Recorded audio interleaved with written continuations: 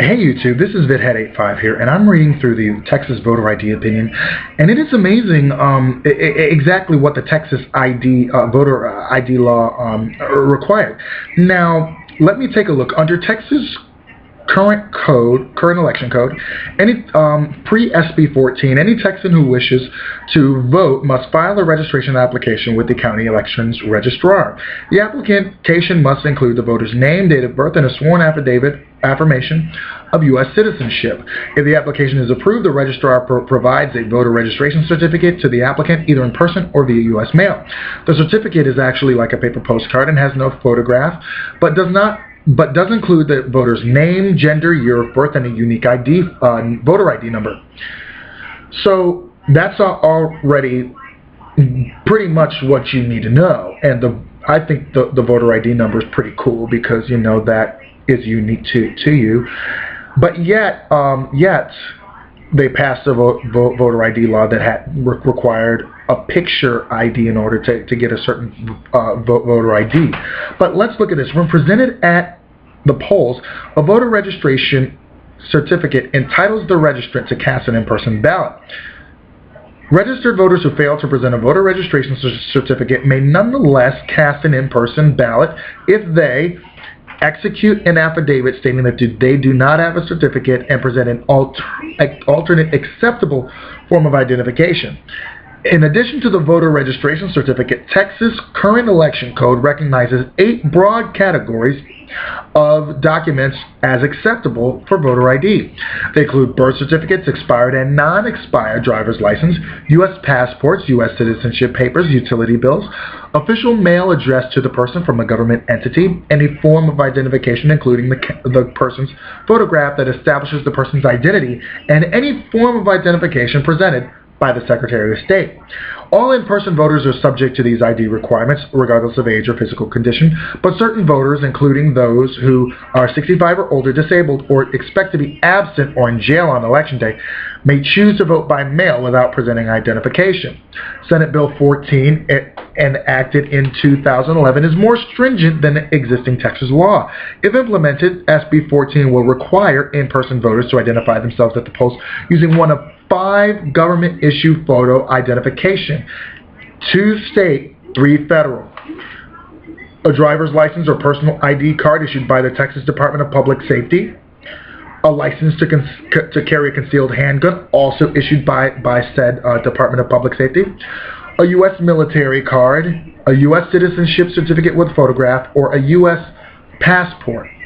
Unlike Texas current code, which allows voters to present either photographic or non-photographic ID, SB 14 requires every form of acceptable ID to include a photograph of the voter. Also, unlike the current code, SB 14 prohibits the use of IDs that have been expired for more than 60 days before the days of presentation at the polls. Finally, SB 14 will prohibit voters from identifying themselves using only the pictureless voter registration certificate issued by the county registrar.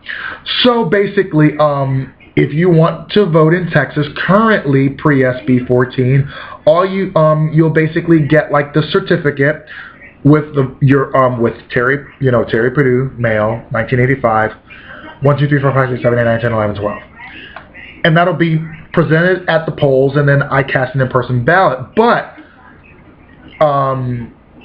other acceptable forms of identification, if I don't have that, would be a birth certificate, expired or non-expired driver's license, U.S. passport, citizenship papers, utility bills, a thing from the government that you got from a government entity, or any form containing my photograph and establishes my identity, or any form of identification prescribed by the Secretary of State. This one is saying that forget all that. The only 5 that will be usable for you with this SB 14 is a driver's license that can't be expired, license to conceal a handgun, also issued by Texas Department of Public Safety, U.S. military ID card, U.S. citizenship certificate with photograph, and I don't even know where you get that. That seems pretty obscure to me.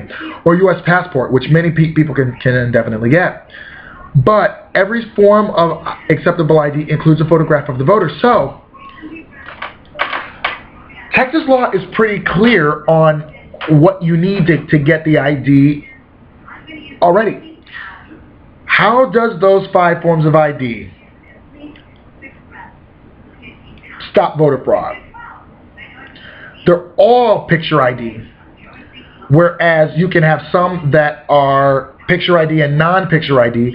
Some of them expired or non-expired driver's license, or official mail to you from a government entity. I think that that's fair enough.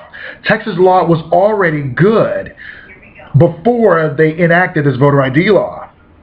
So for support voter ID in Texas and all those people who support voter ID in this manner that Texas has implemented it, how does this help protect the integrity of elections when in fact some people may not carry a concealed handgun, and the ID cannot be expired before 60 days before presentation?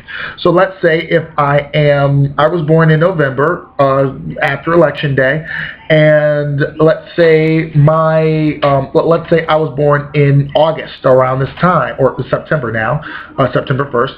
I was born on September 1st, but when I vote on November 5th, it's now 2 months expired, so now I can't cast an in-person ballot, and I'll be turned away from the polls. I don't carry a handgun. I don't have a license for a concealed handgun, so I can't prove my identity. I don't have a U.S. Military ID card, and I don't know what the U.S. citizenship certificate is. And let's say I don't even have a passport. Let's say I don't have a passport either.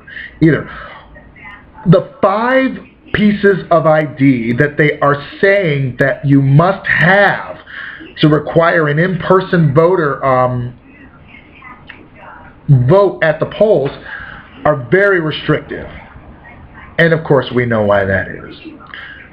I didn't know how bad the Texas law was, and now that I know, I'm sure that even the Supreme Court would strike that one down. Have a great day, YouTube. See you later.